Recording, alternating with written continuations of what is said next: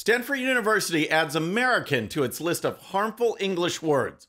Mitch McConnell joins the Democrats in supporting the massive omnibus spending bill. Plus, the border crisis is so bad, even MSNBC is covering it. All that and more. I'm Bobby Eberle. This is a 13-minute news hour. God bless the United States of America.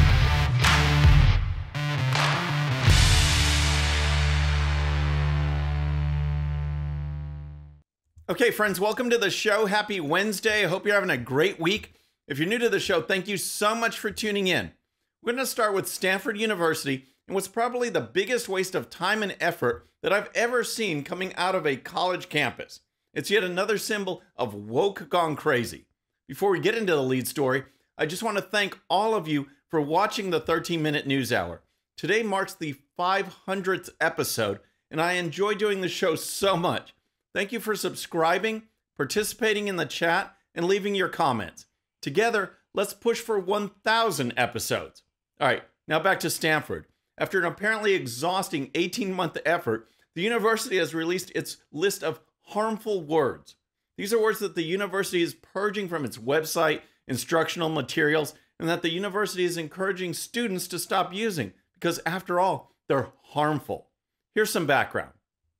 So the word American is now considered imprecise language at Stanford University, suggesting American be changed to, quote, U.S. citizen, because American insinuates the U.S. is the most important country in the Americas. The California school purging 161 harmful terms from their sites. Stanford telling the Wall Street Journal it took them 18 months to come up with this list. Are you kidding me? 18 months to come up with 161 words or phrases that you shouldn't use if you want to be sufficiently woke, including the word American. Because, you know, it's a grievous sin against the left to think America is the best country in the Americas, let alone the entire world. It's just outrageous. And what's great is that there is a warning associated with the list that says you might be triggered by it, yet you are no longer supposed to use the word triggered. This team, which has its own trigger warning about, when you read this list, about the offensive and harmful language that might occur, although trigger warning shouldn't be used because the university says that that can cause stress about what's to follow. The term stupid also made the list. Stanford suggests boring or uncool instead. This is awesome. A trigger warning about reading a list that includes the word trigger in it. And now you can't use the word stupid. What's really stupid is that they provide alternative choices that don't mean stupid. Boring and uncool do not mean stupid. It's just nonsense. But when you start saying that you can't use the word American, you know that this is driven by left-wing wokeness. As reported by the New York Post, other listed terms include immigrant, which should be replaced by person who has immigrated or non-citizen to avoid referring to people by single characteristics, while walk-in hours is swapped out for open hours in order to include those with disabilities. The common phrase, beating a dead horse, is also cautioned against because it's based on the idea that it normalizes violence against animals. Yep, this is what comes out of today's institutes of higher education. All right, next let's talk about Mitch McConnell and the massive spending bill being pushed through Congress. But first, if you're new to the show or haven't subscribed yet, regardless of platform, just search out my name, hit that subscribe button, make sure notifications are turned on. That way you can follow the show and help us grow. Next, let's talk about the spending bill that is making its way through Congress.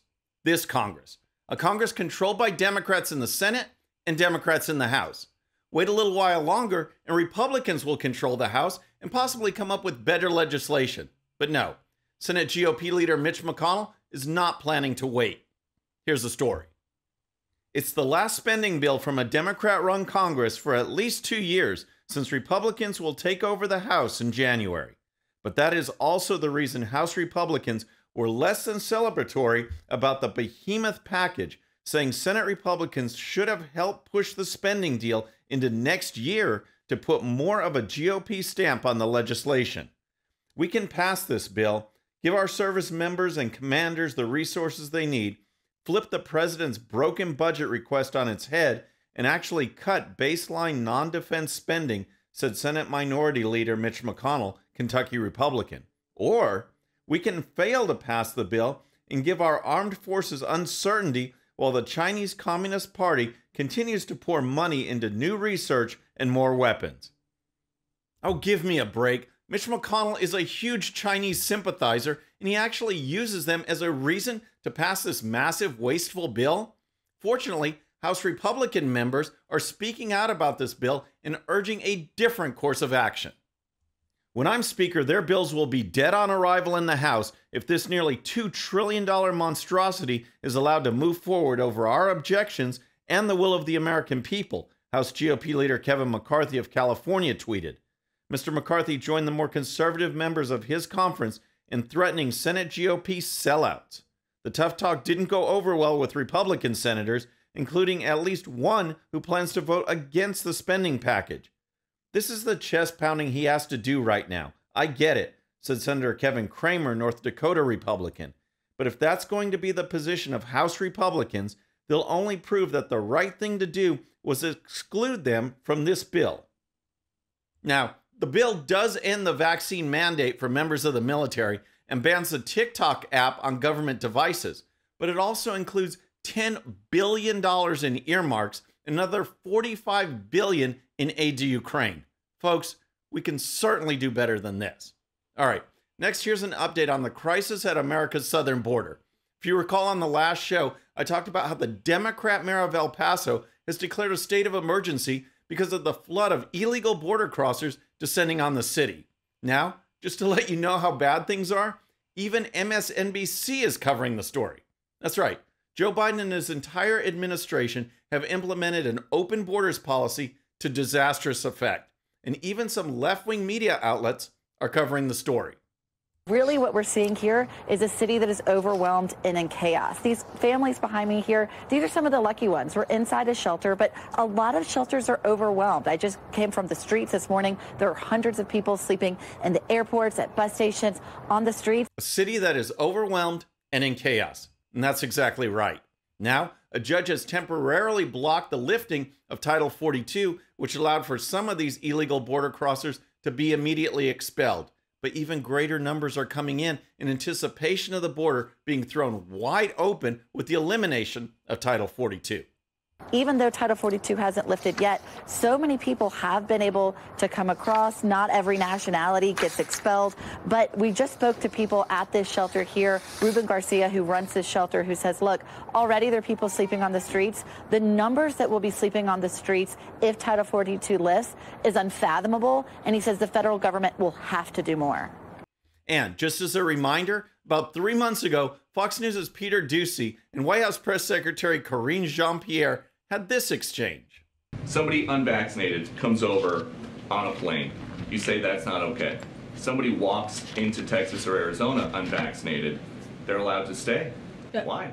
But that's not how it works. Like, we actually, no. I know that that's not what you guys want to happen, but that is what has happened. But that's not, it's not like somebody walks over and that's not how. Exactly what's happening. And yesterday, here's the MSNBC reporter. We were even able to see, as of last night, a lot of migrants just crossing, and migrants I spoke to this morning saying they haven't had any interaction with U.S. immigration authorities. They just walked right in. Wait a second. People just walk right in? But the White House said people don't just walk right in. And DHS Secretary Mayorkas said the border is secure as well. Friends, there's reality, and then there's the Biden administration. And something needs to be done.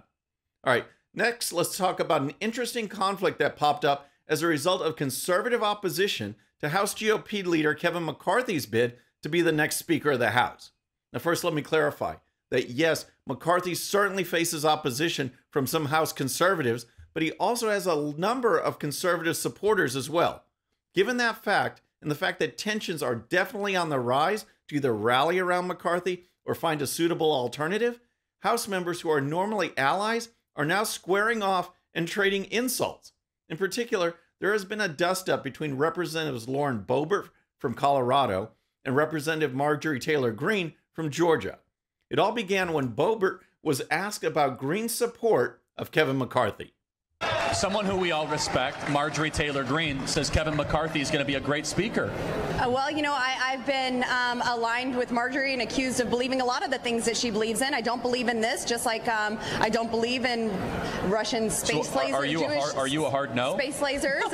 Now, that comment was in reference to a post Greene shared on Facebook back in 2018, which tried to link California wildfires, the Rothschild family, and laser beams together in what became known as the Jewish space lasers post.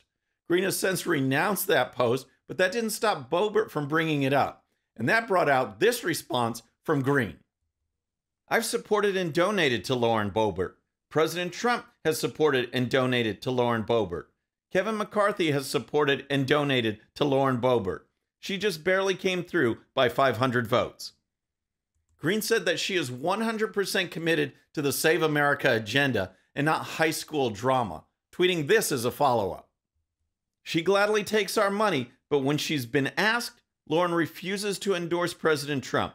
She refuses to support Kevin McCarthy, and she childishly threw me under the bus for a cheap soundbite. Interesting exchange, and as I mentioned, the pressure is building on whether McCarthy can round up the votes to be Speaker. Where do you fall? Should Kevin McCarthy be the next Speaker? Let me know in the comments. All right, next I want to give an update on the situation in Arizona with the election lawsuit put forward by Republican gubernatorial candidate Kari Lake. As you probably know, a judge has allowed Lake's lawsuit to proceed to trial, and the media outlet Just the News has put together a great story that summarizes some of the undisputed facts that went down in Arizona.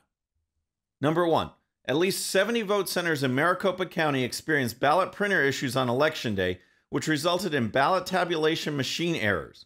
Number two, as of 2 days after the election, there was a nearly 16,000 ballot discrepancy between the outstanding ballot counts estimated by Maricopa County and the Arizona Secretary of State's office.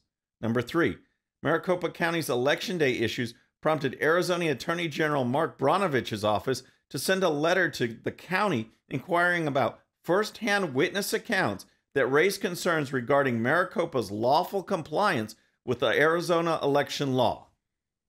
Maricopa County is a complete mess, and I'm so thankful this lawsuit is proceeding because we can't just walk away from problems like this. We have to fight back. Here's more. Number four, Arizona Secretary of State Katie Hobbs's office threatened the Mojave County Board of Supervisors with possible felony charges if they didn't certify the election by November 28th. Number five, Cochise County didn't certify its election by November 28th, but was then sued by Hobbs's office to certify. Number six, Maricopa County uses in-person voter turnout data from prior elections for planning placement of vote centers for future elections. But the county also categorizes the data by political party, raising concerns that voters of different parties could possibly have different election day experiences based on their location. So many problems, but Republicans certainly have a candidate who's willing to fight. Friends, that's our show for today. I hope you enjoyed it. And don't forget, if you're new to the show or haven't subscribed yet, regardless of platform, just search out my name, hit that subscribe button, make sure notifications are turned on. That way you can follow the show and help us grow. Thank you so much for tuning in. Our next show will be Friday evening at the usual time. Until then, I'm Bobby Eberle. This is a 13-minute news hour.